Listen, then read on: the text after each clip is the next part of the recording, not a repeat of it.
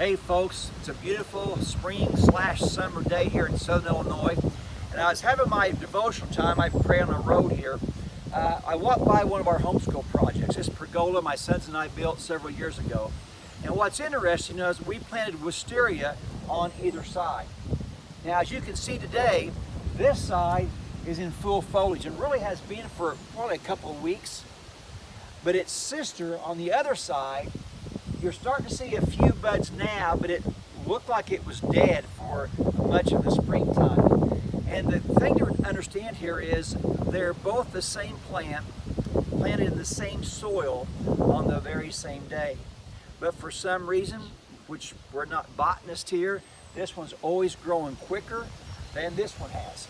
Now, I trust already you know where I'm going with this. In our homes, it's so easy to compare one child with another child. Not just outside of our homes, but even inside our home. And so we start thinking, what's wrong with this child? What's wrong with this plant that we planted? They're both planted in the very same place, the same family. They're raised the same soil. Why is one doing so well and the other one is still struggling? May I suggest to you, a lot of this is about God's timing. We don't always understand how God moves and when God moves, as well as how God moves. It's kind of like the wind blowing here today. We see the effects, we just don't see it happening at the time. We have one of our children was pretty slow in reading, probably was more like 9, maybe 10 before he really started reading well. And what was bad was the next child started reading pretty fluently when she was about 4 or 5. And so it's so easy to compare one child's strengths to another child's weakness. Now, we could have gotten upset. What's wrong? And why is he reading so slowly? What's going on here? Do we need to get more help? And there are seasons to get help. I'm not saying there's not autism or there's not dyslexia. Those things do happen.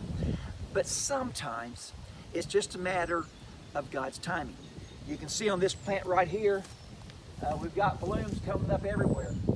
And in about 3 weeks, this plant will look every bit like this plant. There'll be no difference. Just timing. That son who was a little slower to read at 8 or 9 is now 14.